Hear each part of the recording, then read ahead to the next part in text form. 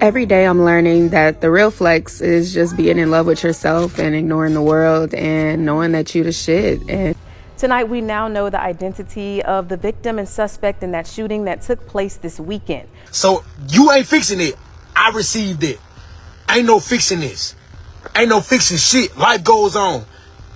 Hey, you be blessed. You be blessed. Just before noon on Saturday, Copperas Cove police found 31-year-old Shazmeen Tashawn Clack, who had been shot.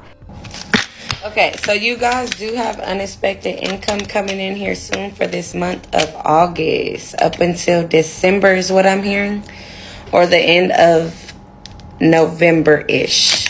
Cove police identified the suspect as Alonzo Ezekiel Hunter of Beaumont. He was found at a nearby hotel and was arrested for murder. Don't come get me. Don't take me with you.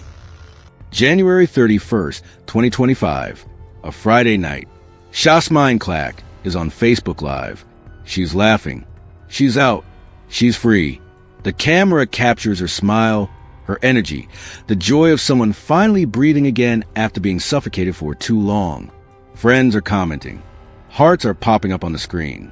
It's just another night out for a 31-year-old mother who deserved to enjoy herself. But someone else is watching too. Not with joy, not with celebration, with something far more dangerous. He's commenting. He's watching her every move. And in a few short hours, Shazmeen Clack will be dead.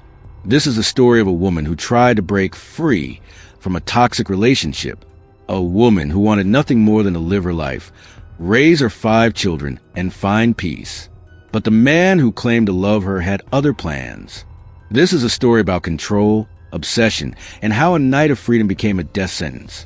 Stay tuned as we reveal everything about this case. Drop a comment and let me know what you think about this story. Welcome to our channel.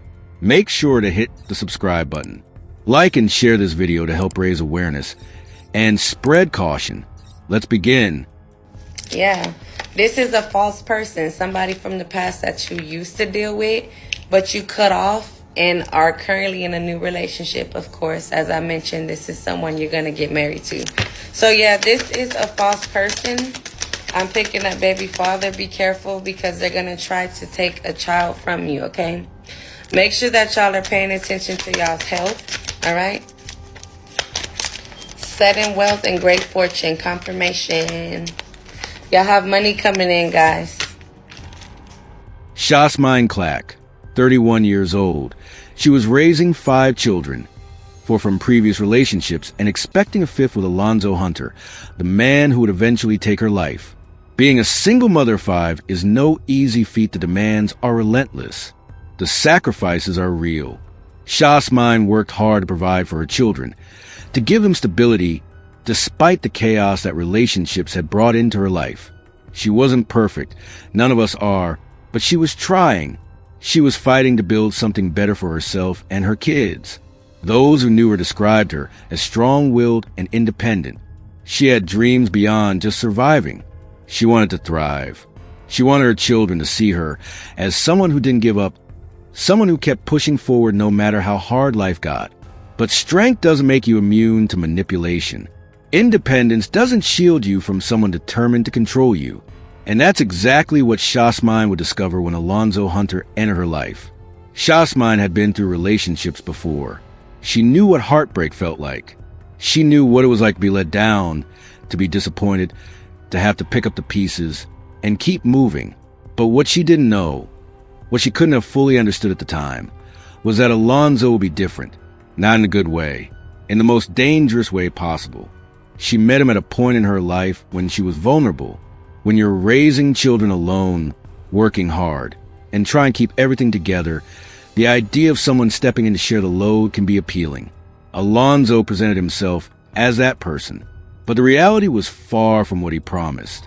Alonzo Hunter was 27 years old when he met Shazmeen, 4 years younger than her. He had recently been released from prison and was trying to build a life outside those walls. He had aspirations of becoming a rapper, posting his music and videos online, hoping to make a name for himself in the industry. On the surface, Alonzo seemed like someone turning his life around. He'd done his time. He was young. He had ambition.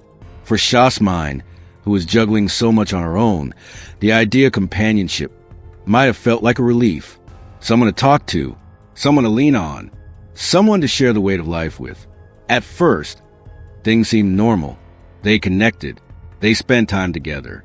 Alonzo appeared attentive, interested, present. But beneath that surface, something else was building.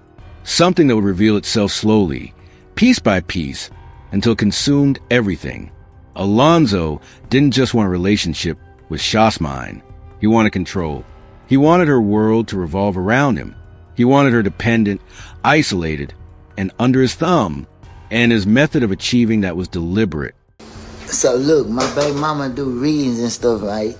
So this type of stuff she do with her dude clients and the people she do readings, do cleans and stuff like that, but also she do sucking balls and all that also.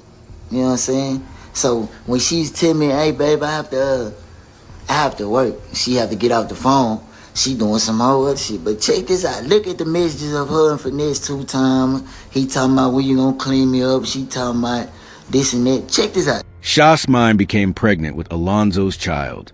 For her, this meant another life to care for, another responsibility to carry. For Alonzo, it meant leverage. Pregnancy can bind people in ways that are hard to escape, especially when one person uses it as a tool to tighten their grip. But Shasmine wasn't someone who gave up her identity easily. She continued her work as a spiritual reader. She maintained connections with her clients and friends. She tried to hold on to the parts of herself that made her who she was. And this infuriated Alonzo. He began to resent her independence, her work, her interactions with others. In his mind, every conversation she had with a client was a threat. Every moment she spent outside his control was a betrayal. And instead of keeping these feelings private, Alonzo took them public. He started posting on social media. His words dripped with bitterness, suspicion, and possessiveness. He questioned her loyalty. He accused her of behavior that wasn't happening. He wanted the world to see her through his distorted lens, to believe his version of events, to validate his need for control. This wasn't love. This was obsession. And obsession, when left unchecked, becomes dangerous. As the relationship continued, Alonzo's behavior grew worse. What started as subtle control tactics became overt public attacks. Social media, which had once been a space for connection and expression, became Alonzo's weapon of choice. He posted about Shasmine regularly. His messages were accusatory and demeaning. He tried to paint her as unfaithful, as someone who couldn't be trusted, as someone who was betraying him while he stood by her. But the evidence didn't support his claims. Shasmine worked as a spiritual reader. Part of her job involved communicating with clients, people seeking guidance, advice, and clarity. These were professional interactions, business exchanges. But Alonzo twisted them into something they weren't. He accused her of having inappropriate relationships with these men, despite the fact that these were simply clients paying for her services.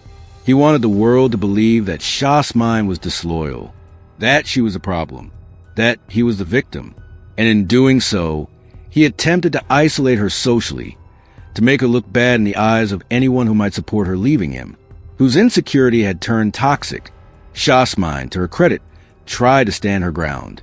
She posted about breaking free from lies and manipulation. She spoke about moving forward and not letting negativity hold her back. She would try to reclaim her narrative, to assert her independence, to show that she wasn't going to be controlled. But this only made things worse. Alonzo saw her defiance as disrespect, her independence as abandonment, her strength as a challenge. And he wasn't going to let her go without a fight. The post continued. The accusations escalated. Alonzo's bitterness was on full display for anyone following their social media pages. He was angry, he was possessive, and he was becoming increasingly unstable. But Shasmine was trying. She was pulling away. She was setting boundaries. She was working toward a life without Alonzo, and that's when things became truly dangerous. Because for someone like Alonzo, losing control was unacceptable. And if he could have her, no one could. January 31st, 2025. It was supposed to be a normal Friday night. Shasmine had plans to go out, to relax, to enjoy herself. After months of tension, accusations, and drama, she deserved a break. She deserved a laugh. She deserved to feel free. She went live on Facebook. The video showed her in good spirits, smiling, talking, enjoying the company of friends. She looked happy. She looked like someone who had finally escaped the weight of a toxic relationship. For those few moments, Shasmine was just a woman having a good time. But Alonzo was watching. He was one of the viewers on that Facebook Live. And he wasn't just passively scrolling. He was commenting. He was engaging. He was making his presence known. Even from a distance. Even when they were no longer together, he wanted her to know he was there, watching, judging, waiting. To Shasmine, this might have been just another annoying reminder of his obsession. To Alonzo, it was something else entirely. Seeing her out, seeing her happy, seeing her living her life without him, it was unbearable. It was a rejection he couldn't tolerate. Hours passed. The Facebook Live ended. Shasmine went about her night. But Alonzo's mind was racing. His anger was building. His need to reassert control was overwhelming. And he made a decision that would end Shasmine's life. Alonzo showed up at her home. The details of what was said between them in those final moments aren't fully public. But what is known is that Alonzo was frantic. He made calls. He was agitated. He was spiraling. And then he pulled out a gun. He shot Shasmine Clack, the mother of 5, the woman who had just been laughing on camera hours earlier, the woman who was trying to move on with her life. He shot her, and in doing so, he took everything from her, her future, her children's mother, her chance to finally be free. Shasmine didn't die immediately. She suffered from her injuries before eventually succumbing to them. The woman who had fought so hard to build a life, who had endured so much, who had tried to protect herself, was gone. All because a man couldn't accept that she no longer wanted him. Alonzo Hunter didn't run. He didn't hide. He was arrested and charged with her murder. The evidence was clear. The motive was obvious. There was no question about what had happened. Alonzo had killed Shasmine because he couldn't control her anymore. And a Beaumont man sits in jail tonight charged with the killing of a woman in Copperas Cove near Waco. Investigators found 31-year-old Shasmine Clack with multiple gunshot wounds at a home on Tanner Drive. She died at a hospital. Alonzo Hunter was convicted of murder and sentenced to life in prison without the possibility of parole. For Shasmine's family, for her 5 children, this was some measure of justice. But it could never bring her back. It could never undo the trauma. It could never fill the void left by her absence. But even from behind bars, Alonzo continues to control the narrative in his own mind. He posts on social media from jail. His messages portray him as a victim. He talks about being wronged, about being misunderstood, about how things weren't the way people think they were. The online response to Shasmine's death was mixed. Some people blamed her for going out that night, for posting the Facebook Live, for provoking Alonzo. But this is victim blaming at its worst. Shasmine had every right to live her life. She had every right to go out. She had every right to be happy. Nothing she did justified violence. Others saw the situation clearly. They recognized that Alonzo was a problem, that his obsession, his control, his inability to let go was what led to murder. They understood that this wasn't about Shasmine's choices. It was about Alonzo's refusal to respect her autonomy. Shasmine was trying to leave. She was trying to move on, but Alonzo wouldn't let her. And that's the reality for so many victims of domestic violence. Leaving is the most dangerous time. When an abuser realizes they're losing control, the risk of violence increases exponentially. Shasmine Clack's story is heartbreaking, but it's also a lesson, a warning, a call to action for anyone who finds themselves in a relationship where control is masquerading as love. Control is not love. When someone wants to dictate where you go, who you talk to, what you do, and how you live your life, that's not care, that's possession. And possession is dangerous. Alonzo wanted Shasmine to stay home. He wanted her pregnant and dependent. He wanted her isolated from her work, her friends, and her independence. These are classic tactics of an abuser. They create dependency so that leaving becomes harder. They isolate victims so that there's no support system to turn to. They use pregnancy, finances, and fear to maintain control. If you recognize these patterns in your own relationship or in the relationship of someone you care about, take them seriously. Don't dismiss them as jealousy or passion. These are warning signs of potential violence. Leaving a toxic relationship is hard. It's even harder when there are children involved, when finances are tight, when you're pregnant, or when the abuser has made you believe that you're the problem. But staying can be deadly. If you're in a situation like Shazmin's, prioritize your safety above everything else. Don't engage in public confrontations with a dangerous partner. Don't assume that they'll just move on. Seek help from domestic violence organizations, friends, family, or law enforcement. Create a safety plan. And trust your instincts. If something feels wrong, it probably is.